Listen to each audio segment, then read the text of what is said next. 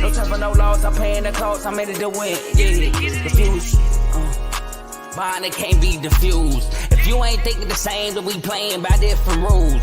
You can't see the vision, we living at different views. Until we complete the mission, keep getting up, never snooze. I walked a mile in my shoes, had the mind of a fool, chasing diamonds and jewels. Trust me, I was confused. Started minding my business and used my mind as a tool. Ended up finding my purpose and found the time to get to it. They told me I couldn't do it. They told me I couldn't make it. They sold it, could never break it. That's sadly mistaken. I need a piece of the pie. I want it so bad I can taste it. They told me like Toby, keep on running toes, they gon' take them. Used to lose, built to win, applied myself, I felt it in. No time for the doubt, they counted me out, I'm getting it in, yeah. No time for no loss, I pay for the cost, I'm winning to win, yeah. Refuse to lose, I'm built to win, applied myself. Welcome back to CTC. This has been another great week in college football.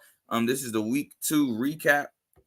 Hold on, let me see. Let me get my lighting together. Hold on, it looked better before we started. Let me get my lighting together real quick. Let's see. There we go. That works a little better. You can kind of see me. That's better though. All right. So again, we're going to recap week 2.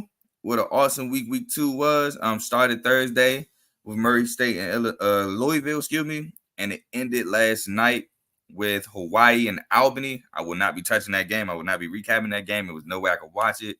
But that was the last game to hit 000 Saturday night into Sunday morning. So before we start, I would just like to ask if you like to leave a like, comment, or subscribe on this video, on this channel, on this network. If you like this show, CTC, if you like the main show featuring Joe, Tomo, and Dave, BWT with Teddy, or FFC with Coach Coombs. If you like any of those shows, please leave a like, please comment, please subscribe for those shows so you can get the notifications when they go live or when the show airs. Yeah, man, with that, let's get right into week 2. Week 2, we started off Thursday. I know Thursday was a big night for a lot of people, not in college, but pros, because of the Lions Chiefs. But we also had a game that kicked off at 7:30 Thursday. Little appetizer. We had Murray State at Louisville, FCS versus FBS. The final score of that game was Murray State 0, Louisville 56. So, like I said, a little appetizer to the pros. Louisville on 3rd and 10. We'll just get right into it. Louisville on 3rd and 10. Kevin Coleman catches a one-handed pass for 30 yards. It was an amazing catch. Jamari Thrash then scores off a 12-yard touchdown run after a Jawad Jordan 32-yard catch. 2 Murray State defensive pass interferences lead to an Isaac Guendo 1-yard touchdown run with 14:38 left in the second quarter. With 8:57 left in the second quarter, Jack Plummer throws an interception after another Jawad Jordan big play. Jawad Jordan had a game full of explosive plays this game. That one was for 38 yards. Just a home run hitter, a big play getter. If you need a big play, dial Jawad. He'll get it for you every time. 6:37 left in the second quarter. Jack Plummer throws a 73-yard touchdown pass to Jamari Thrash, another guy who's explosive for the Louisville offense. With 2:37 left in the second quarter, Jawad Jordan breaks a 72-yard touchdown run. Like I said, man, big play, home run hitter, Jawad Jordan. He broke a big play against Georgia Tech last week as well. So it ain't just because of the competition level. He's just a home run, big play guy. Murray State throws an interception. With 7:08 left in the third quarter, Jawad Jordan scores a 1-yard touchdown run. Murray State throws an interception with 5:09 left in the third quarter after a drop pass, a deep ball got dropped. Louisville scores a 6-yard touchdown run by Amari Huggins Bruce. Murray State was able to okay. So this is where I get into my recap of the game, kind of. So Murray State, as I was watching the game, I know I said in the recap, in the preview, Murray State needs to establish the run. Well, they did a pretty good job at running the ball. They were able to run the ball. They just didn't stick with it. Every time they would throw the ball, DJ Williams would drop back. It would just, it would put them behind the chains. They were getting like 4 or 5 yards of pop on the ground, and they just wouldn't stick with it. Louisville had a ton of explosive plays, as y'all can see, as I read them off. Like I said, Jawad Jordan, Jamari Thrash, just explosive play after explosive play. Murray State did get a Jack Plummer turnover. They did get a pick, but they didn't capitalize. They got shut out, so they didn't score with it. But they did get the pick. Like I said, they should get a turnover off Jack Plummer. Louisville, this is what I think. Louisville, they used Jawad Jordan, but not as much as I think they should. I think he had 7 carries the first game against Georgia Tech. They need to get him the ball more, like often too. Like he needs to really touch the rock, because when he touches the rock, great things happen. Now I'm not going to say he's going to consistently bust for 30 yards, 40 yards, 50 yards, 70 yards, touchdowns. No, he's not. But he is so explosive. He'll give you 7. He'll give you 30. He'll give you 6. He'll give you 40. Like if you get him the ball enough, you can consistently move the chains. So those were my notes on the Louisville Murray State game. Like I said, a little appetizer. Then we go into Friday, where we had another FCS versus FBS. We had the battle of Indiana State at Indiana. Final score was 7-41. So to start the game, Indiana looked dominant. 3 touchdowns in the first quarter, 21-0. Might have been the first half, to be honest. Either way, 3 touchdowns. Was shutting out Indiana State. I'm going to get right into it. So Jalen Lucas scores a 25-yard touchdown run with 12:04 left in the first quarter after a roughing the passer call. Jalen Lucas was explosive this game. Had a couple fumbles, but it looked very well. It looked very good this game. It just looked too fast for that defense. Evan Olu missed a wide open Justin Dinker out of backfield on a wheel route. Oh, that led to a punt. Oh, my God. He was so open. If he caught that ball, that might have been a touchdown. He might have got hawked, but he was so open. I can't believe he missed it. Jalen Lucas scores again from 25 yards out with 8:52 left in the first quarter. Again, like I said, just explosive, just too fast, couldn't catch him. Just a note as well, I know Indiana was using a 2-quarterback system. Taven Jackson did start this game, and he played majority of it. So take that for what it's worth. In regards to that, Taven Jackson runs a 10-yard touchdown on a quarterback draw with 2:04 left in the first quarter. So 21-0 to the first quarter. Indiana State was able to move the football on the 5th drive, but it ended on 4th and 8, interception. Indiana State, next drive, a scoop and score off of Jalen Lucas fumble, 75 yards. Like I said, Jalen Lucas did look good, but he did fumble. I think he fumbled. Yeah, he definitely. I know he fumbled once. Can't remember if he fumbled twice. Indiana gets a field goal with 17 seconds left in the half to make the score 24-7 at halftime. Now, third quarter, surprisingly, things got a little crunchy. Like Indiana State was able to move the ball.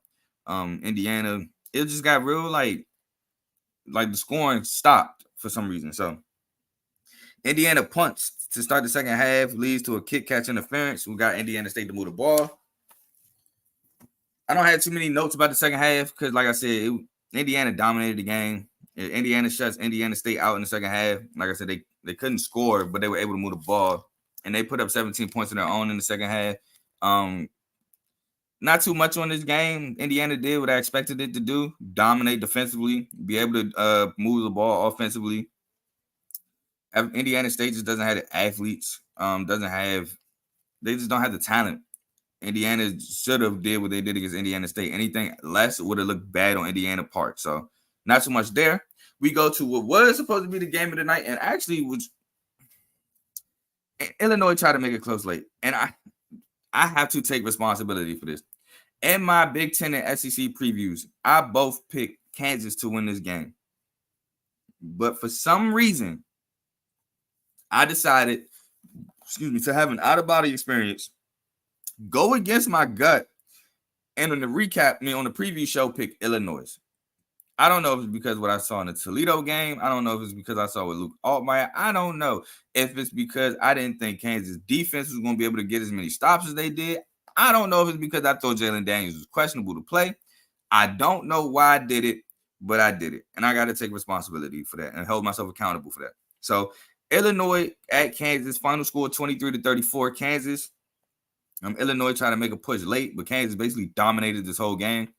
Kansas scores on the opening drive, 4-yard touchdown pass. Jalen Daniels to Terry Loughlin. Illinois, before I keep going, Illinois cannot get off the field. Let me read this off for y'all.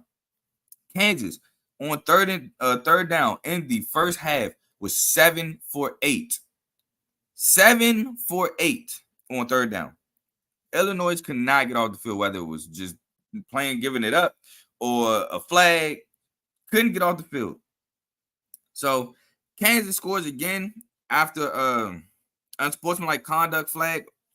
See, unsportsmanlike conduct led to a 5-yard touchdown pass to Casey, who they said that he has 4 touchdowns in the last 4 touchdowns in the last 6 games. So hey, any degenerates, take that as a little note.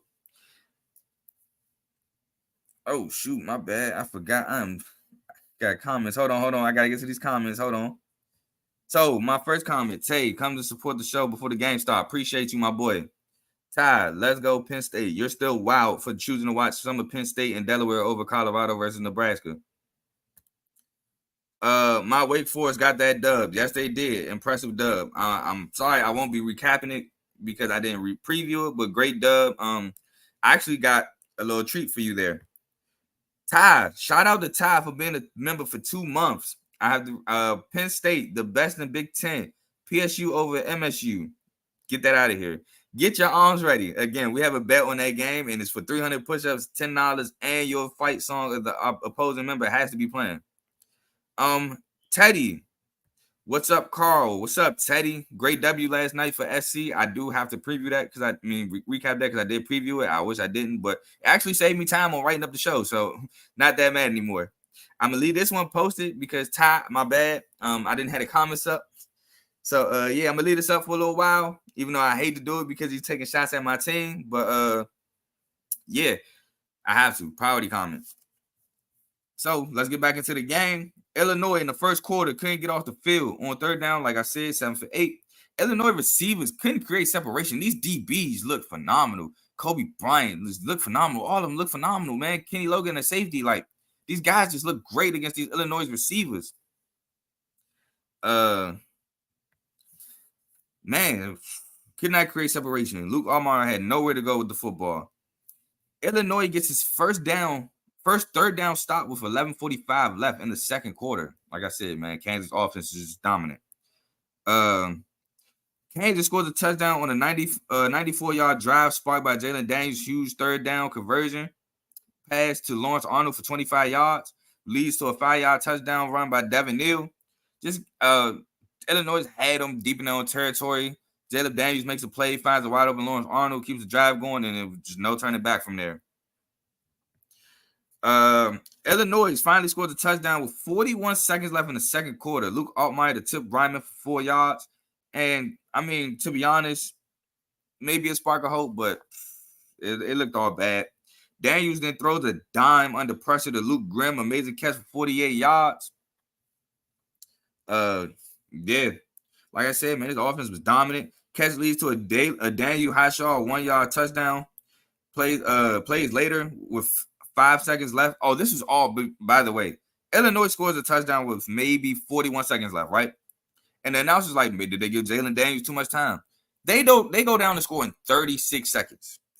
This touchdown was with 5 seconds left in the first half. They go down to score with 36 seconds. Man, just like I said, just dominant. So I gave y'all the stat on Kansas on third down. Illinois was 1 of 5 on third down in the first half. Just atrocious. But again, shout out to Kansas defense for that. Kansas offense gonna have some drive. Yeah, hey, look, Jalen Daniels for sure. I like Lawrence Arnold. I don't know where he's gonna get drafted, but I do like Lawrence Arnold. Defensively, I think they got some picks too. And Duke, Riley Leonard, one of the best quarterbacks in the country, for sure is gonna get drafted. They got some guys on the offense. They got some guys on defense, Duke as well. So, but Kansas opens up the second half with a field goal with 13-14 left in the third quarter. Illinois fails on 4th and 4 with 10:48 left in the third quarter in Kansas territory. Illinois tries to fight back late because I ain't gonna lie, like I had to do these recaps. I had to get ready for work, so I stopped watching this game. Illinois does try to score 2 touchdowns to make this a game again, but it was just a little too late. They were trailing by too much. Couldn't get it done. They made it a little closer. The score looks closer than the game actually was. So, I mean, they did fight back, and that's all you can ask for your team late in the game. But this game was over. On to Saturday. By the way, y'all are skipping games in the comments, man. Well, no, y'all talking about Caleb, so I give you that. Never mind, I'll take that back. But on to the game everybody was waiting for. Saturday noon in Colorado. First home game for Colorado. Y'all seen the average ticket prices. I even seen somebody told me that there was more gambling handle on that game than not all of them combined, but any of the games today in football Sunday. So I keep telling y'all, man, hey, look, this is the chat. This is the chat spiel real quick. Keep telling y'all, stop disrespecting college football. Everybody like, football's back Thursday. No, football's been here for 2.5 to 3 weeks. Now it's on you whether you want to watch it or not. But football's been back and it's been phenomenal.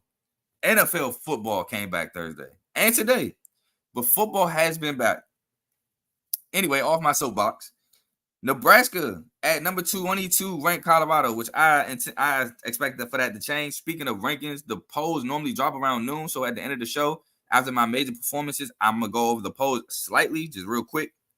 I said that Colorado should jump in the top 20, especially now that number 19 Wisconsin lost. More on that later. Nebraska 14, Colorado 36. Nebraska start the game, fumbles. Jeff Sims fumbles with 10:08 left in the first quarter. Colorado recovers. I was so sad I couldn't watch this game. I was at work. I did get to catch a glimpse every now and then, but as far as watching the game, I couldn't do that. I watched the condensed version, so just bear with me. The fumble leads to a punt. Now, I did get to watch some of that after the fumble, and man, just Nebraska defense was just dominant.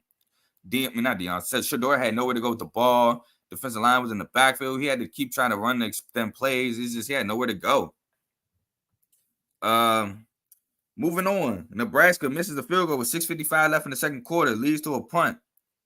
Jeff Sim fumbles again. And these weren't even getting tackle fumble. These were just like unforced errors. Like in the backfield, just fumbling the ball. Like off the snap. So gotta fix those. I said that in my preview. Jeff Sims has to stop the turnovers, and he didn't stop. He just kept it pushing.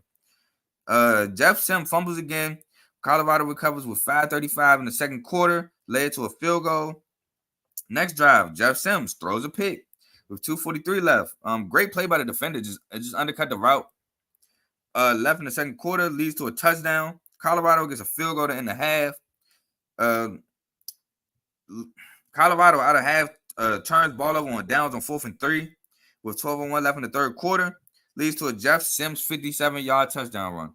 So I know a lot of people said Jeff Sims is trash because of the turnovers.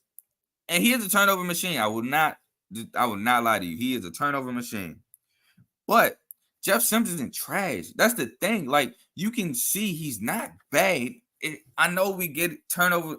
And look, I'm not mad at people for saying he's trash because turnovers are the worst thing you can do in the game.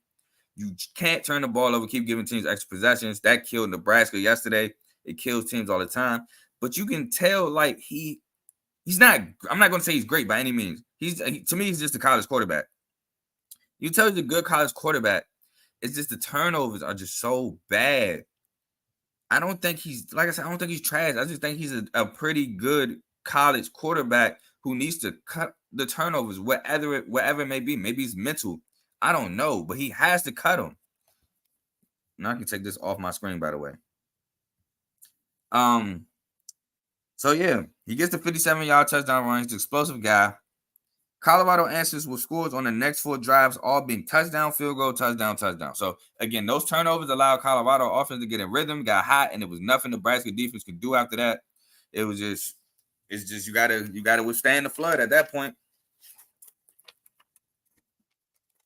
Nebraska next 4 drives goes punt, fumble, downs, down. So punt, fumble, turnover, and downs, turnover, and down. So Colorado gets a combined 24 points in their last 4 drives, and Nebraska gets nothing. Just stretches out the lead, makes the game unobtainable for Nebraska. Colorado fumble late, which led to a garbage time touchdown by Nebraska, but like I said, it didn't matter. Nebraska defense tried their best to stay in the game, and boy, did they. They definitely did. With the short fields Colorado was provided with, they played their butts off to only allow 3 points, but it's only so many times you run that defense back on the field with so many extra possessions, they could get stopped. So try as they might, they fall. Nebraska offense kept killing themselves. 3 fumbles and a pick, just shooting themselves in the foot. A lot of it was unforced. All those extra possessions, like I said, allowed the Colorado to get hot. And I think Nebraska honestly could be 2-0 if it wasn't for these turnovers. The Minnesota game. 2 turnovers late leads to 10 late points. Lose 13-10. 4 turnovers in the Colorado game, with your defense playing phenomenal, leads the Colorado offense getting hot. Colorado wins the game. So, Nebraska defense has to get on this offense to stop turning the ball over, so they could win some games and get to the bowl and get bowl eligible. My last thing, my name is Let's Get Personal. This is the reason why. Dion comes out and says, Shedeur Sanders says that this game was personal to him because of the comments Matt Rule made, and he bought, and more on that later. Not really too much more, just a little tasty nugget. Moving on to Utah, 12th ranked Utah at Baylor, and what was a defensive struggle, just the game in general. Battle of the backups. Utah's Cam Rising was out, and Baylor's Blake Shapen is out. Utah wins the game 20-13 on the last second touchdown run, which for all my degenerates, one of the craziest backdoors of the last night. There was more than one crazy backdoor. I was on the right end of it. I had Utah -6.5, so I was happy. But Baylor plus 6.5 bettors are pissed. So the game starts with 4 straight punts. Then Bryson Barnes throws an interception, which leads to a Baylor field goal. Jaquindon Jackson, who had a pretty good game, breaks a 44-yard run, which led to a field goal. He was hard to bring down. He was hard to tackle for the Utah Utes. Baylor gets a touchdown. Sawyer Robertson throws with a 4-yard touchdown run after a 30-yard pass on 3rd and 10, converted by an 11-yard touchdown, 11-yard run by Dominic Richardson.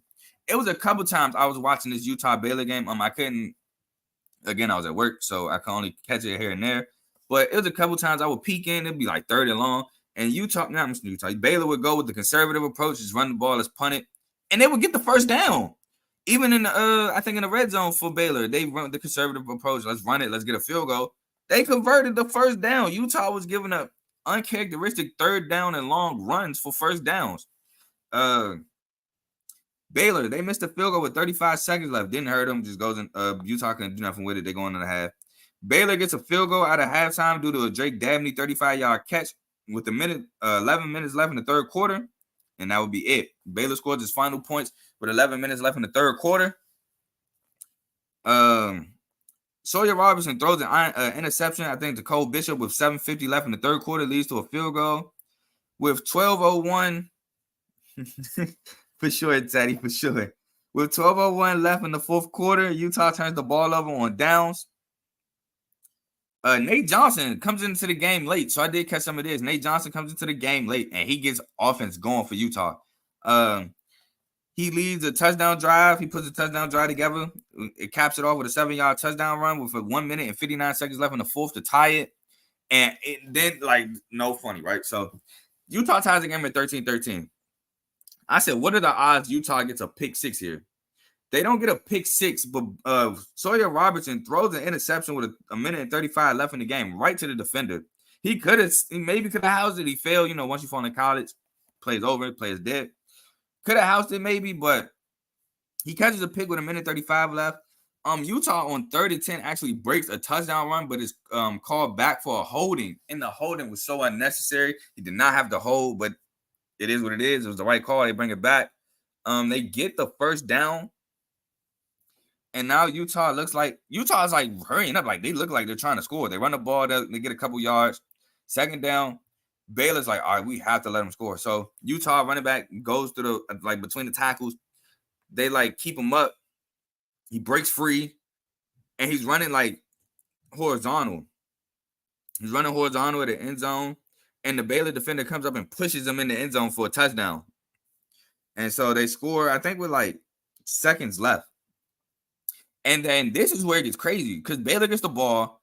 Baylor receiver gets behind the Utah defense with seconds left. You would think Utah would be playing prevent, but he gets behind the defense, Sawyer Robertson makes an extraordinary throw, catches the ball, and Baylor's 30 yards out from scoring. Baylor throws a pass in the end zone. Now, mind you, this is college, so even if they would have called it, they wouldn't have got it at the 2. It would have been a 15-yard penalty, but clear holding, clear pass interference by the Utah defender, goes uncalled. Utah wins the game 20-13. Don't know how you don't call that in that situation. It looked like it was clear to me. But for all my gamblers out there, we were happy. Utah escapes Baylor 13 to 20. I expect Utah to drop in the rankings from this, but narrow escape. I know Utah can't wait for Cam Rising to come back. We move on to JMU at UVA.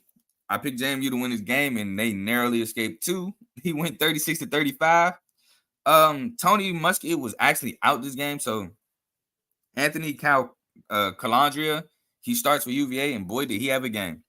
JMU starts with the first drive touchdown. Taji Hudson 4-yard touchdown pass to Phoenix Pros.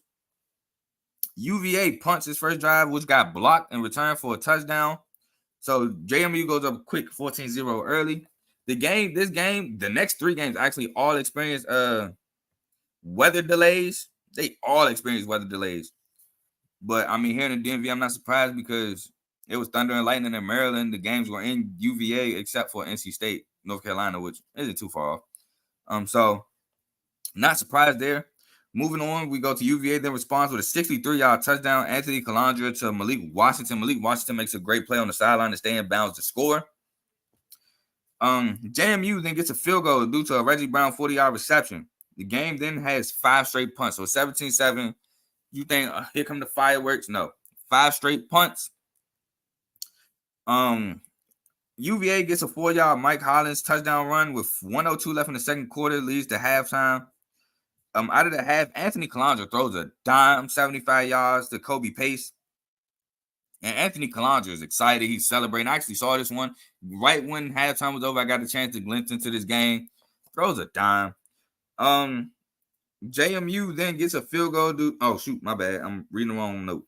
JMU then turns the ball over on downs in his own territory, which I think it was a dumb call, but it leads to a Kobe Pace 3-yard touchdown catch. Game goes punt, interception, punt after the touchdown before JMU Tyson Lawton runs a 4-yard touchdown run. Oh, yeah, that's the next game, Teddy. BC. Oh, no, not BC. Excuse me. BC and Holy Cross was definitely another weather delay. I didn't preview or recap that game, but BC almost blew it to Holy Cross, and I was hoping it happened. Sorry, BC fans out there. I was strictly for the memes, strictly for the jokes. I was hoping Holy Cross. If Boston College starts off 0-2, losing to Northern Illinois and Holy Cross, that'd have been hilarious. Not for Boston College fans, obviously, they'd be pissed. But for fans of the sport, that'd have been hilarious. UVA responds with a Mike Hollins 9-yard touchdown run after a Paris Jones 60-yard catch. JMU scores a 27-yard Tyson Lawton touchdown run late with 8:34 left in the fourth quarter. 2-point attempt is no good. Kalen Black scores the game-winning touchdown 10-yard reception with 55 seconds left in the game. Again, the 2-pointer is no good. JMU escapes 36 to 35. UVA ends the game with a turnover on downs. The game, like I said, weather delay. Game was a crazy back and forth. JMU started out hot early. UVA comes in, takes the lead, goes up 2 touchdowns a little later. JMU finishes scoring 14 straight points to win the game. JMU, the turnover on downs, like I said, dumb play. UVA blew it up on the screenplay. Calandria looked really good for UVA. UVA actually might have found a quarterback in this game. Who knows? So we'll see. Might be some controversy in Charlottesville. Next game, Notre Dame, ranked 10th overall at NC State. Another weather delay game. Wins it 45-24. And they pulled away late in this game. The game is actually close throughout the majority of the game. So we'll get started. Game starts with 4 straight punts. Notre Dame breaks the scoring drought with a 54-yard field goal with 3:18 left in the first quarter. NC State punts again, leads to an Audric Estime 80-yard touchdown run. He went bonkers this game. Scoring stops with drive results being punt, interception by Armstrong, punt. Notre Dame then misses a 56-yard field goal with 2:19 left in the second quarter, which is 56 yards. It's college. That's understandable. Sucks for the kicker, but me personally, I can understand. The missed field goal and 3 Notre Dame defensive penalties leads to a Bradley Rosner 9-yard touchdown catch from Brennan Armstrong. Notre Dame scores a touchdown before the half with a Chris Tyree 65-yard touchdown catch. It leads to Chris Tyree caught a 65-yard catch, which leads to a Jalen Greenhouse 13-yard touchdown catch. Excuse me. Second half, North Carolina State scores a 49-yard field goal with 7:27 left in the third quarter. Notre Dame then responds with and Holden Strauss 40-yard touchdown catch. North Carolina State responds with a 1-yard Brennan Armstrong touchdown run. Sam Hartman loses football on a sack by Brandon Cleveland. Noah Potter recovers for NC State, but NC State misses the field goal after that. Armstrong then throws back-to-back interceptions, which leads to a Notre Dame touchdowns. First interception was a drop pass, not really Brendan Armstrong's fault, Not really his fault. The second one, however, was a bad pass. That was his fault. NC State turns the ball over on downs, leads to a 35-yard Holden Stites touchdown. Notre Dame scores a late touchdown in the game to make it closer. It was 45-17 at that point. But, yeah, Notre Dame late game with those interceptions just ran away with the lead, won the game handily. Like I said, really close game at the beginning. Audric Estime ran wild all game, man. Sam Hartman throws another 4-touchdown performance. Notre Dame game plan in this game was to send the pressure at Brennan Armstrong. How is he going to handle it? They were sending heat all game. Third down, heat is coming. You know what's coming. What you going to do? Notre Dame wins it. We'll move on to another game. I think this is the last game I had on mine that had a weather delay, which was Purdue at Virginia Tech. And before I start on this game, Purdue actually had a crazy line switch. Purdue came into this game as dogs, switched all the way to favorites right before kickoff. Purdue wins the game 24-17 on the road. Purdue first drive ends in a 15-yard Devin Mockabee touchdown run. Purdue scored a 43-yard field goal with 13:03 left in the second quarter. Now, this game had like a 5-hour weather delay. Like it was long. It was a long weather delay. So who knows how rusty these players were coming from out of that. Grant Wills throws an interception right to Cam Allen with 12:57 left in the second quarter. Leads to a Tyrone Tracy 21-yard touchdown run. And Purdue was up like 17-0 at this point. I know me personally, I was thinking like, oh, my bet is cash. I took them as dogs straight up. Let's go. Then Virginia Tech fights back. Virginia Tech ends the half with a touchdown, a field goal, and a touchdown to make it 17-17 at halftime. Didn't have a long halftime due to the weather delay, so they got right back into the game. Third quarter, like I said, 17-17 at half. Purdue scores the only points in the third quarter. It was a Hudson Card 2-yard touchdown run to go ahead 24-17 with 8 minutes left in the fourth quarter, which was all they needed to win. V-Tech tries to score late, but turns the ball over on downs at the Purdue 42 to end the game. Grant Wills throws 2 interceptions. Both were his fault. And Purdue, could have won by 10, but they missed a field goal to go up 10 in the second half. So, luckily it didn't come back to haunt them. Virginia Tech didn't come back to score to tie it up. So, Purdue escapes with the victory. Purdue now 1-1. Blew a game against Fresno State. Could have easily been 2-0, but it is what it is. We move on to one of the better games of the day. Ole Miss, 20th ranked Ole Miss at 24th ranked Tulane. Ole Miss wins 37-20. Now, the game was way closer than, I'm going to close these blinds real quick, but the game was closer than the score suggests. The game was actually in Tulane's favor for a lot of it. Ole Miss scored early. Ole Miss scored Trey Harris, one of the guys I mentioned in my recap. Found the end zone. How many times are you going to find the end zone? He found it to start the game, just like he found it to start the game last week. He catches a 31-yard touchdown pass from Jackson Dart. Now, another note, Michael Pratt did not play this game. So Tulane was with their backup. And I think the Tulane backup played phenomenal, to be honest. Speaking of, Tulane responds with a Makai Hughes 2-yard touchdown run after a Lawrence Keys 50-yard reception from the backup. Kyle Horton. Tulane gets a 44-yard field goal with 14:10 left in the second quarter. Tulane late in the first half, gets a 41-yard Jaquan Jackson run. Ole Miss gets 37-yard field goal with 1:36 left in the second quarter. Second half starts with 2 punts and a Tulane turnover on downs. Turnover on downs leads to a Quinshawn Judkins 9-yard touchdown run to tie it. Dart throws an interception to Lance Robinson with a bad pass by Jackson Dart. But then Kai Horton throws an interception right back. Now, the thing on this interception, it looks like a miscommunication. The receiver, I think, was Lawrence Keys. I think he runs a go ball. He runs a go route. The backup Kai Horton throws a comeback, and the DB just, hey, look what I got. A gift.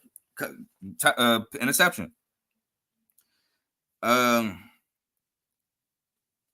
The interception in return leads to a 27-yard field goal with 12:50 left in the game.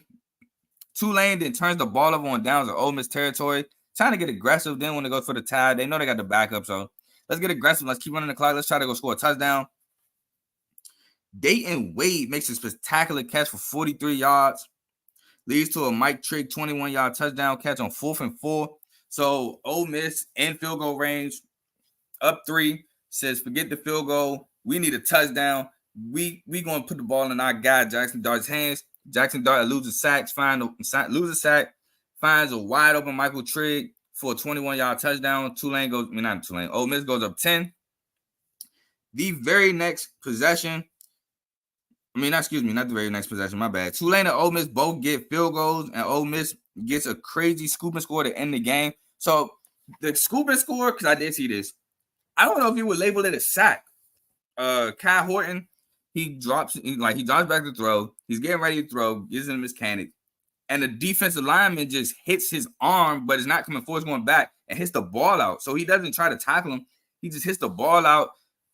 Ole Miss recovers. They score. They go up 37-20. They win the game. Tulane defense was stout at times. I think this Tulane defense is still as good as it was last year. I really do. The Kai Horton, like I said, looked great in my opinion. He looked phenomenal. He was zipping passes. He looked good. I think Tulane is still really good. I know the score says they lost by 17. I don't think the score indicates how well Tulane played. I don't even think the score indicates how great the game was. But Tulane looked good. I think with Michael Pratt, things might be different. But then again, I don't know because that's how good Kai Horton looked. I think the only thing that would change was that interception, that one interception. That might have been a miscommunication, might be a backup thing. I don't know if Michael Pratt has that same miscommunication. That's the only thing I think might change. Moving on. Iowa State, everybody's favorite game of the year, everybody's favorite rivalry. The under was 36.5. And the score at halftime was 17-3. And I'm like, oh, this might be it. This might be the game where the under don't hit. Final score was 20-13. The under hit. Still hit. 20 points combined in the first half.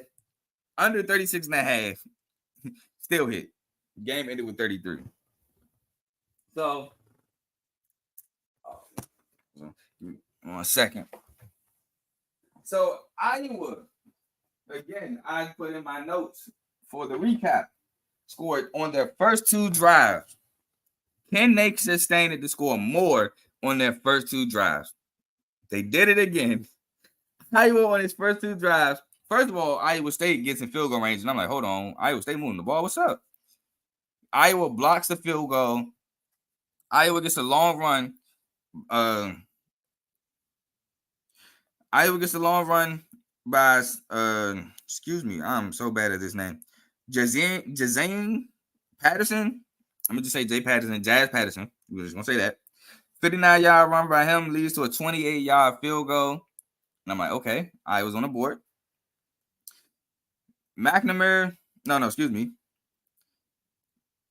Then Iowa State defensive pass interference leads to a Jazz Patterson 4-yard touchdown run on the second drive. And I'm like, okay, two drives, 2 scores. We got the first part answered. Can they continue it? And no.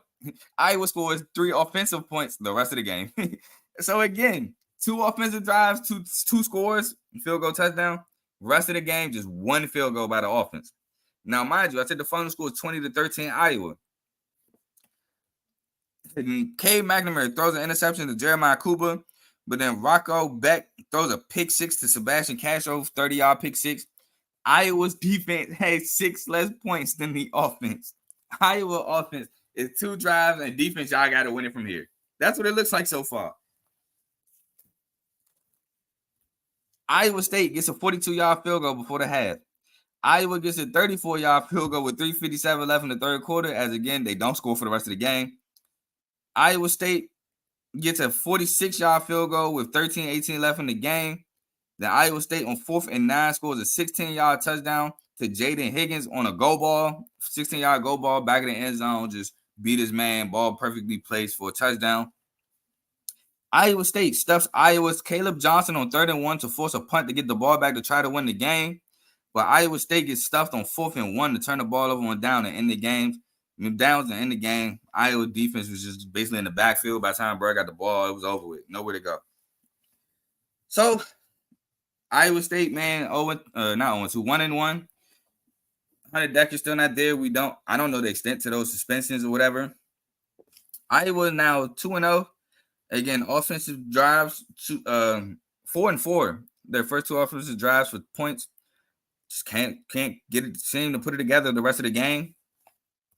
Moving on to Texas A&M and Miami, number 23, right? Texas A&M, another game I picked wrong. I didn't think this game would just be this high scoring though. However, Texas A&M 33 at Miami 48, high scoring game. I thought the under was a lot. But Miami had a bunch of explosive plays. Texas A&M had some turnovers, some bad plays, led to Miami points. Texas A&M blocks the opening punt, which leads to a Connor Wegman 1-yard touchdown run. Texas A&M gets a 24-yard field goal with 5:25 left in the first quarter, goes up 10-0. Miami gets Kobe Young a 3-yard touchdown reception after Xavier Restrepo 48-yard catch. Miami muffs the punt. Texas A&M recovers, leads to an Amari Daniels 9-yard touchdown run. Tyler Van Dyke, who played phenomenal yesterday, throws a 52-yard touchdown pass to Isaiah Horton. Both Miami and then Texas A&M trade missed field goals after this, but Miami scored an 11-yard Kobe George touchdown. George touchdown before the half. Tyler Van Dyke he's just throwing dimes out there. Turnovers killed Texas A&M in the second half. They had 3. They had 2 picks and a fumble. The first interception, the receiver fell. Cam Kitchens, your all-ACC safety, picks it off, which prayers up to Cam Kitchens, left the game on a stretcher. Prayers up. Hopefully it's not too bad. They fumble, and then the second interception, the DB just makes a great play on the ball in the red zone, picks it off. I think at the pylon. Miami returns their opening kickoff for a touchdown, and sparks flies like 28-20. Miami's just feeling the momentum, all that. Then Miami second half went like this: touchdown, the kickoff, field goal, punt, touchdown, field goal, touchdown. Just 1 punt and 6 drives, really 5 because the field goal, the kickoff touchdown is not a drive. It's just, Second half offense was just hot. Tyler Van Dyke looked really good. The 3 turnovers killed Texas A&M. Texas A&M, like I said, loses 33-48. Miami looks really good. Receivers get separation. This isn't just same old Miami from last year. Miami actually, I got them going 8-4 in my preview. Might make a little noise in the ACC. Might, can maybe steal that second spot because that second spot looks wide open. Clemson doesn't look as great. Duke looks really good. Miami looks really good. North Carolina looks like North Carolina for real. That second spot to play Florida State, in my opinion, the ACC championship game looks wide open. Moving on to the highest one. Now I'm playing SMU at 18 Oklahoma. Some may have thought this might have been the highest scoring game in the country yesterday. The final score was 11 SMU, 28 Oklahoma. Neither one of them went for high scoring, which was shocking. Game was more defensive than anticipated. Like I said, the game starts with back-to-back punts, but SMU punt actually got blocked, which led to a 29-yard Andrew Anthony touchdown catch from Dylan Gabriel, which they ran a play action. Andrew Anthony is wide open down the middle of the field, just easy pigeon catch. Andrew Anthony, the transfer from Michigan. Glad you got out of there, my boy. Glad you got out of there. Moving on, SMU then gets a 27-yard field goal. The game gets real defensive from there. It's like endless punch.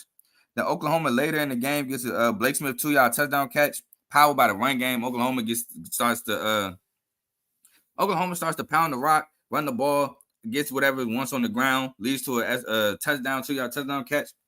SMU then gets real aggressive on 4th downs. Rhett Lashley, he got really aggressive. He converted the first one on the pass to the running back. The second one got stuffed on 4th and 3 to RJ Maryland. Pass was incomplete. SMU then at the half misses a 49-yard field goal. I had Oklahoma minus 8.5 first half spread. Score was 14-3 at the time. If SMU makes that, I lose. But he missed and I cashed, so shout out there. Second half starts with 3 points and a Jalen Knight and fumble. He fumbled the ball. SMU finally scores the touchdowns. Stone Abbey a 2-yard run, which would be, and the 2-point conversion was good, which would be SMU's final points of the night. SMU couldn't score again, and Oklahoma scored 2 more touchdowns. One to Jalil Farouk, shout out the DMV, shout out PG, 21-yard catch. And SMU with another turnover on downs leads to a Marcus Major 27-yard touchdown catch. Preston Stone throws an interception to end the game. It was a high pass, just picked off by the Oklahoma defender. Dalen Gabriel finishes with another 4-touchdown performance. I've seen in the game notes that he has 10 of them now. I don't know if it's 10 in Oklahoma or 10 in his career, but either way, shout out to him. And both defenses look like they've improved. For SMU to hold Oklahoma to 28 points is an accomplishment. If you'd have told me SMU holds Oklahoma to 28 points, I would have said SMU has a shot to win the game late. Now, Oklahoma holds SMU to 11. So, shout out to both defenses. Moving on, we have Texas at Alabama, the game of the night. Quinn Ewers gets his chance to redeem the injury that happened last year. A lot of people said Texas would have won last year if Quinn Ewers didn't get hurt. Number 11 ranked Texas at number 3 ranked Alabama. Final score, Texas 34, Alabama 24. Texas gets that W. Jalen Milroe throws an interception on his first drive to Jahdae Barron. To me, he got baited. It was a great play by the D-back. Baited him. Got a pick. The interception leads to a field goal with the 4:42 left in the first quarter. Xavier Worthy actually drops the touchdown pass on that drive, which actually led to the field goal as well. Alabama then responds with a field goal of his own with 14:55 left in the second quarter. Quinn Ewers throws a rainbow dime to Xavier Worthy. Xavier Worthy made sure to bring that ball into his body for a touchdown, for a 44-yard touchdown. Texas then gets a 29-yard field goal with 4:05 left in the second quarter. Alabama gets a 30-yard field goal to end the half. Alabama gets a 51-yard field goal to start the second half. Texas misses a 42-yard field goal with 6:26 left in the third quarter. Then Texas gets stuffed on a 4th-and-2 run in Alabama territory. Turnover on downs. Stop leads to Jalen Monroe. Great 49-yard touchdown pass to Jermaine Burton on a little post route to the pylon. Quinn Ewers answers back with 2 phenomenal passes. I know one of them was like a catch and run, like 50 yards by the tight end, but the second one was a 7-yard touchdown pass to Donnie Mitchell. Jalen Monroe, now this one, he didn't get baited. He just the DB just made a break for the stop route for the hitch. Threw it right at him, like from the jump. Monroe hikes the ball. DB does his drops, shoots right for that hitch, undercuts the route, picks it off. Leads to a 5-yard touchdown run by Jonathan Brooks. Jalen Monroe actually responds great after that with a great drive, 39-yard, which ends in a 39-yard touchdown pass to Amari Niblack. 2-point conversion was good, but Texas just kept him at bay. Quinn Ewers responds with his own touchdown drive, throwing a 39-yard touchdown to Adonai Mitchell to throw the dagger in Alabama's heart. Alabama punts and never sees the football again. Texas runs out the clock. On 4th-and-3, Alabama, undisciplined, jumps off sides, gives Texas the first down, runs the clock out. The game is over. Quinn Ewers gets a phenomenal W. Texas gets a phenomenal W. Should definitely be in the top 5, maybe not top 5. Should definitely be in the top 10. Should maybe be in the top 7. Great. Texas run D at first looked a little suspect a little bit, but hey, they settled in, looked stout. Jalen Ford was everywhere. DBs was making plays. Offense looked phenomenal. Alabama, they looked a little sluggish at times. That's what's going to happen when you have a young quarterback in Jalen Milroe. He's young. He still got to learn. He still got to grow. I seen a lot I liked. I seen a little bit of things I didn't like. This is what I like. When he scrambled, he kept his eyes downfield a lot. Now, what I didn't like is he had some times where he could take off and run, and he didn't take it. Like, I get you want to show people that you can throw the ball. You're not just a runner. But sometimes you got to take them for the sake of the team.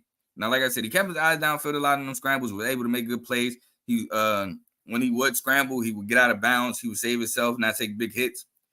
I like what I seen from Jalen Monroe. Now I need to see more because he's young, and this was a crazy game. But I do like what I see. I do see why he started. But for Texas, Quinn Ewers is a problem. Quinn Ewers is a dog. Xavier Worthy, man, we gotta fix those drops. But these Texas receivers getting open, getting separation against this Bama defensive backfield. It was a lot of hitting going on. Texas run defense was stout, like I said. Just a great game. Just a great game overall. Moving on. Another really good game with another crazy backdoor finish for all you gamblers out there. This backdoor finish led to my parlay hitting, so I'm not mad. We have number 13 ranked Oregon at Texas Tech, and this environment was Alabama environment was crazy too. This environment was crazy as well. Texas Tech scores a touchdown on the opening drive. Miles Price 18-yard touchdown catch. Tyler Shuck had a 58-yard run on 3rd and 4. That a little uncharacteristic, don't. But hey, you got it done. Okay, Joe, stop it. I love Quinn Ewers, but stop it. Drake May don't got half of what Quinn Ewers has, and he makes it work. So I'm not saying this by much. Don't get me wrong. I just have Drake May over Quinn Ewers. That's all. Bo Nix returns with a 72-yard touchdown drive of his own on the second drive to Troy Franklin. Actually, it wasn't even a drive. It was just a 72-yard bomb. Just got behind the defense, burned the man, and scored. Bo Nix throws a 13-yard touchdown to Tez Johnson and a 2-point. They actually went for 2 and got it. They don't play defense in the Big 12, my guy. They don't. I'm just saying. But I'm not saying that to discredit nothing, though. Like, Quinn Ewers is actually really phenomenal. He's really good. But level of comp, especially on the defensive end, I don't know about that one, my guy.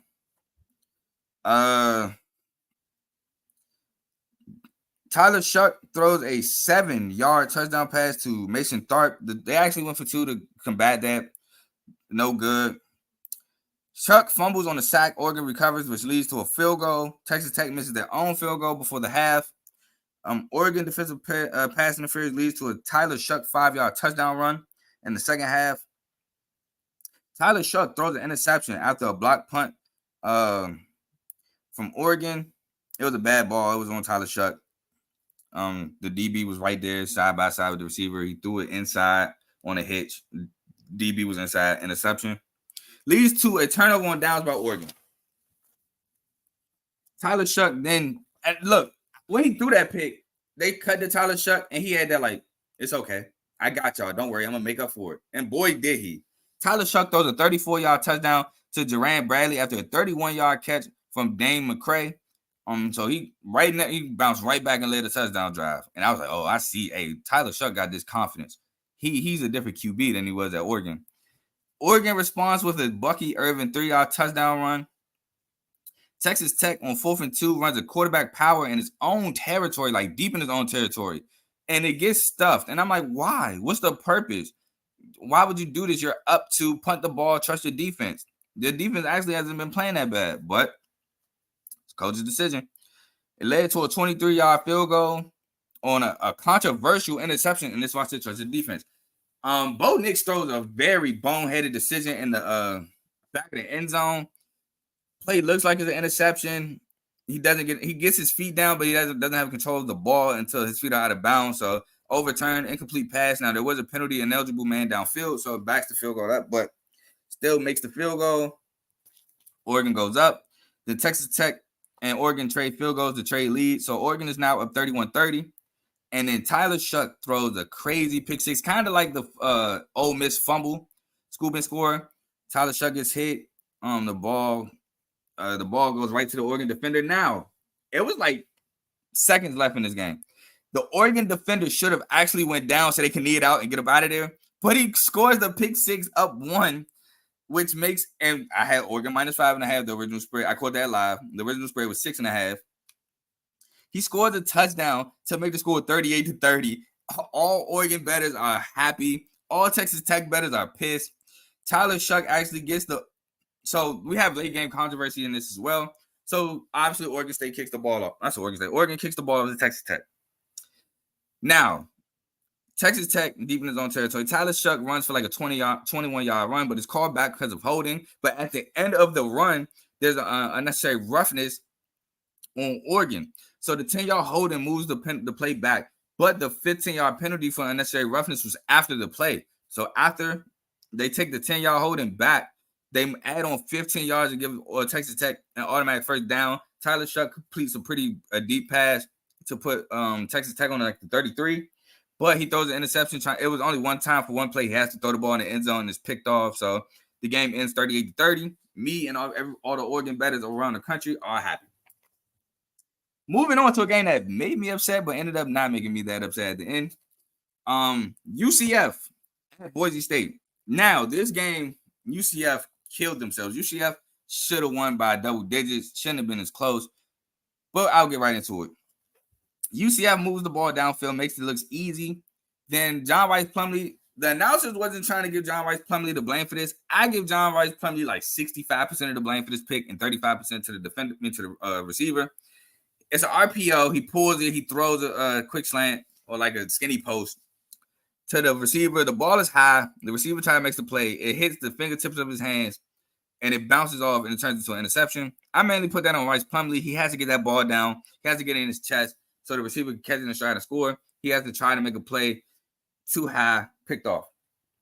But it doesn't hurt. Boise State punts. UCF gets a 50-yard field goal with 7:27 left in the first quarter.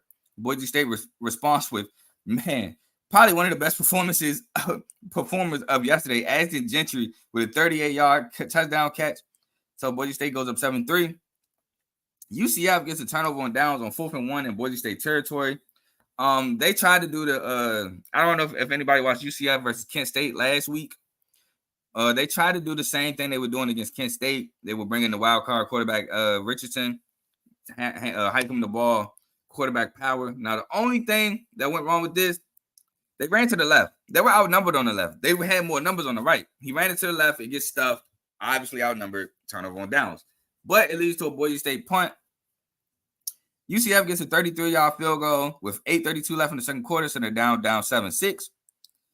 Boise State gets a 56-yard field goal in 3:14 with 3:14 left in the second quarter, and I'm like, wow, Boise State. I even put it in the chat. Boise State kicker just hit from 56 yards. That is phenomenal. His high was nowhere close. I think his high was like 40 or 51, maybe 52. But I think they said it was the longest kick inside of Boise State Stadium. But UCF responds with a 55-yard field goal of their own. I'm like, hold on, these kickers is kicking. Like, oh, this is NFL-level kicks here. 55-yard field goal with 1:01 left in the second quarter. Boise State and UCF start the second half with interceptions. Now, the interception Taylor Green threw was his fault. DB undercut the route, threw a pick, shouldn't have thrown it. The pick by John Rice Plumlee, one of the worst picks I've seen. John Rice Plumlee delivers a perfect pass to, I can't remember his name. I want to say it's not Jerome Baker. That's the NFL linebacker. I want to say Jahan Baker. Give me 1 second.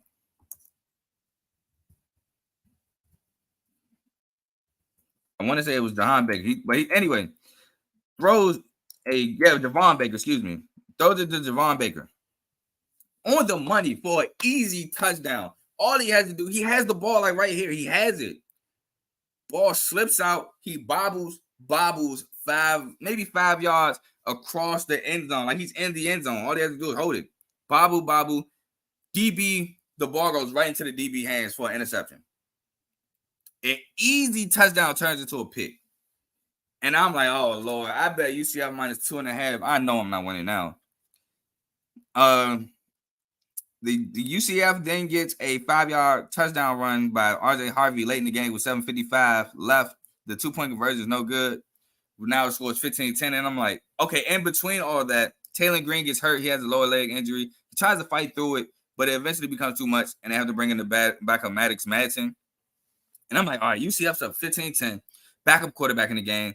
Yeah, Boise State been able to move the ball here and there, but they got to get off the field. If they get off the field here, the game's won. My bet cashes, right? No. Maddox Madsen leads a 75-yard touchdown drive. Even on 4th and 2, they run spider 2 wide banana.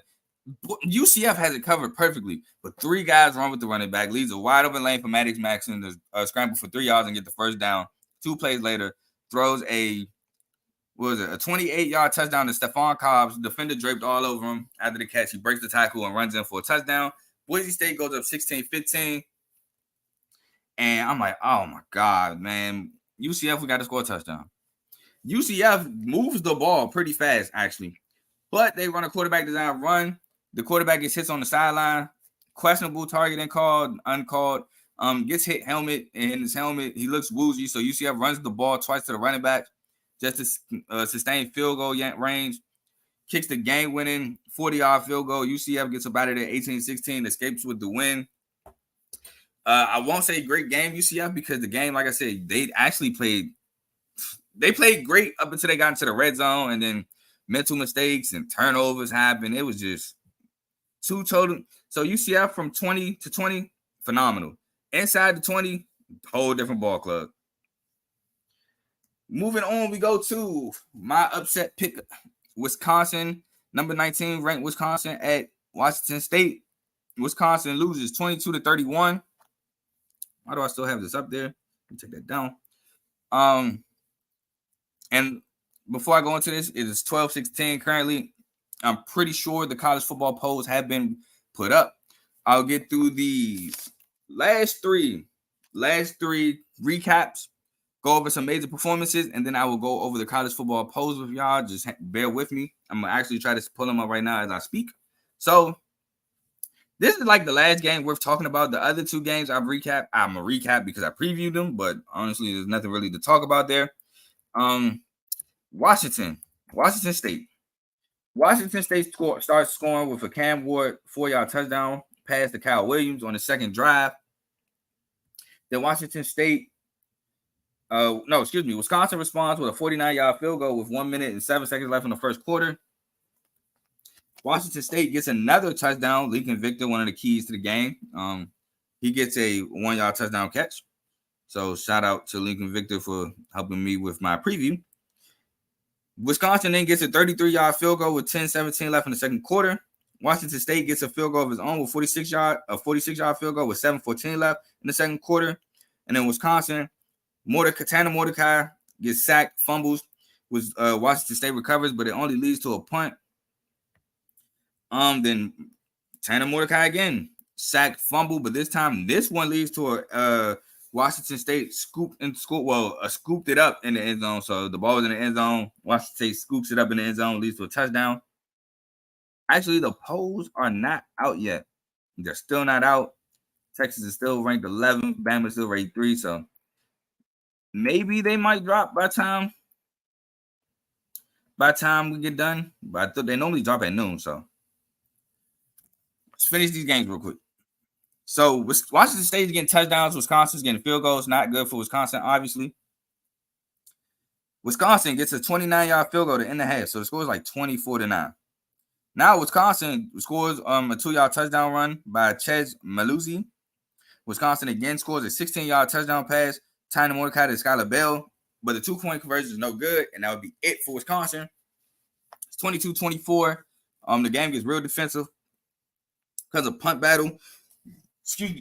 Washington State actually punts deep in his territory, and Wisconsin gets great field position. But then Chez Maluzzi fumbles, which Washington State recovers. And that leads to a touchdown drive where Cam Ward actually looks real poised all game, but it leads to a 1-yard touchdown run by Nakia Watson. And that's the game right there. 31-22.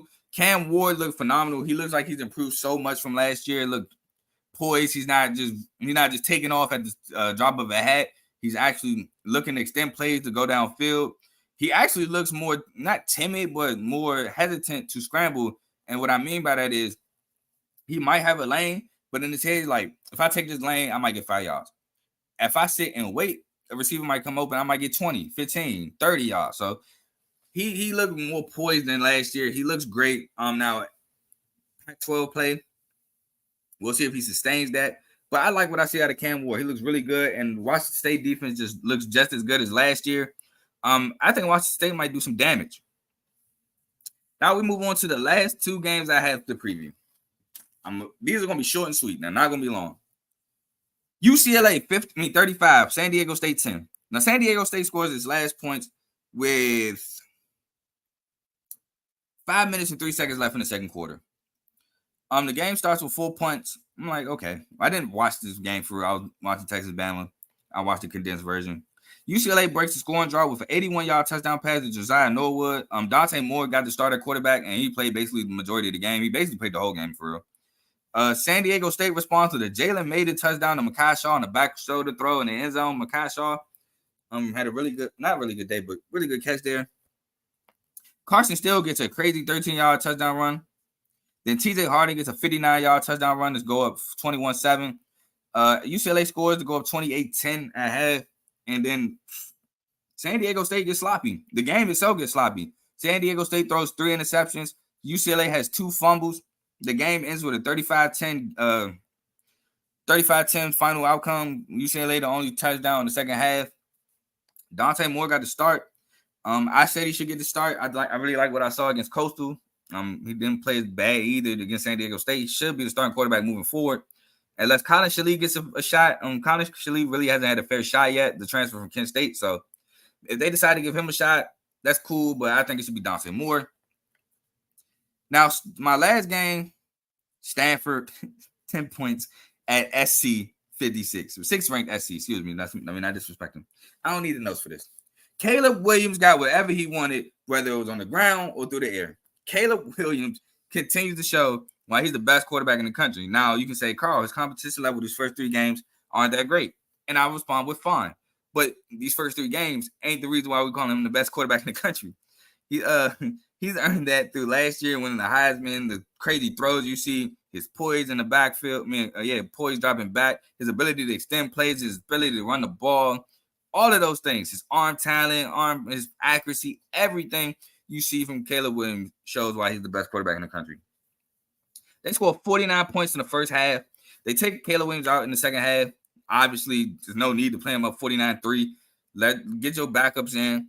You need Caleb Williams for the long haul so you can try to get another Heisman trophy and try to get a playoff. So, up 49-3, got whatever they wanted in the first half.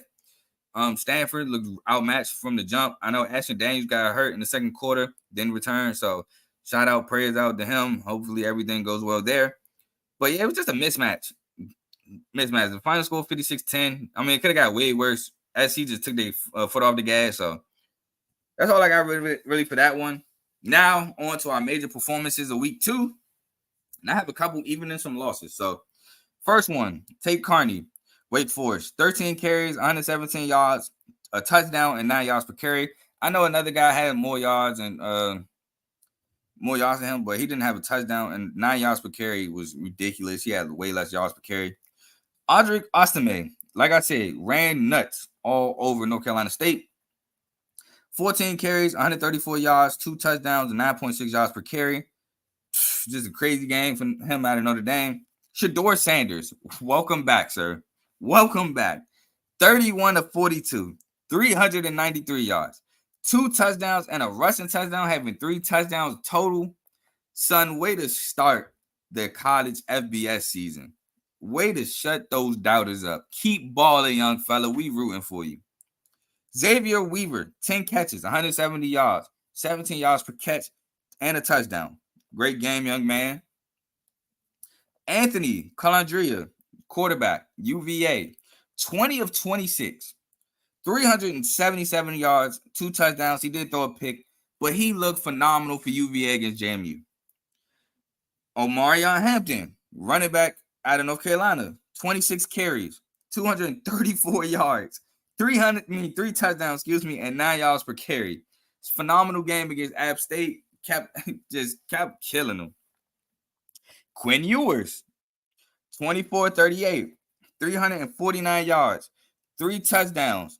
Quarterback out of Texas. Great game, great win. Should be in the top 10 real soon. Ashton Genty, phenomenal game by him. Running back out of Boise State. Looked untackleable at times. 24 carries, 115 yards, 5 receptions, 97 yards, and a touchdown. 212 total yards for the Boise State running back. Phenomenal game by him and a loss. And my final performer, Tataro McMillan, 8 catches, 161 yards, and a touchdown, receiver out of Arizona, and a loss to Mississippi State. Those are my major performances. I'm going to check the college football polls one more time. It is 12:25. Give me a second. I kept my phone across the room so it wouldn't be a distraction. So if it's not here on ESPN.com, I'm going to check Twitter real quick. I don't see an updated poll. So let me check Twitter. If there's no movement in the polls, I will sign out. Give me 1 second. So while we wait to see if the polls drop, I just got a couple words. Week 3 should be phenomenal. I understand that game day is going to Colorado for the Colorado State game. And my question is why? Why go to that one? We have Oregon and SC right after. We have 2 great games for Colorado right after. It was there. Now, I have to check because I don't remember if those are both away games or not. But, man, that was the moment right there. We have, all right, so Colorado's in Oregon, so I know they want to do it in Boulder, so that one's out. But Colorado versus SC is in Boulder. Oh, they fumbled. They should have did it week 5 against SC in Boulder. Would have been a crazy atmosphere. I know crazy. It was crazy for Nebraska. So I just feel like that was the game they should have did. Pretty sure it was another matchup they could have went to for week 3. I'll look later. I still see no poll movement. Let's see here. Let me search top 25 CFB latest. Nah, don't see anything. So I'll make a short about the college football polls when they drop. So yeah, I'll make a short. But lastly, like I said, we'll find a game for week 3 that they should have went to instead of Colorado State. You have Michigan State, Washington. You have slim pickings after that. I'm not gonna lie. Yeah, I mean North Carolina, Minnesota is cool. Drake May versus that Minnesota defense. That's a cool one. But even Michigan State, Washington, that's a good one. I mean, Michigan State really hasn't been tested yet all year. Washington comes in with that explosive offense. They come in with that explosive offense, but they're coming into the woodshed. Woodshed is going to be packed. It's going to be jumping. It's going to be loud. I say they should have did it at the woodshed. Now, if it's because the game is too early, that's cool. The game's at 5 o'clock, though, so I don't know. But I can't reverse it. Can't change it. I want to thank everybody that let me respond to this comment real quick, right? Just to let you know, the 2-headed PSU running back duo is killing that Michigan duo in yards and touchdowns. Michigan has, first of all, Michigan stinks. They don't really stink, but I'm a Michigan State fan, so they stink. Michigan's been taking their foot off the gas. I don't know, man. They just really been letting JJ McCarthy throw the rock around. So take that with a grain of salt, everyone. Now I know it's gonna be some questions. You're a Michigan State fan. What do you think about the Mel Tucker allegations? I have no thoughts right now. We'll let the justice system do what it does. We'll let it play out. We've seen a lot of false accusations. We've seen a lot of true accusations. It's innocent until proven guilty. While I hope it's not true, it can be true. So I'm not going to speak on it. I'm going to let it play out. But thank you, everyone who stayed with me, who watched the show, who just, tapped in for a little bit, peeked. I appreciate everything. Appreciate y'all in the comments. I appreciate just being able to have a platform to talk about college football. We have 30 minutes until NFL kickoff. I'm going to be tuned in. I know y'all will. So 30 minutes till there. If you enjoyed the show, again, leave a like, comment, subscribe. Week 3 previews upon us. Can't wait. Some more good football. And I'm going to leave y'all. And I'm out of here. Peace.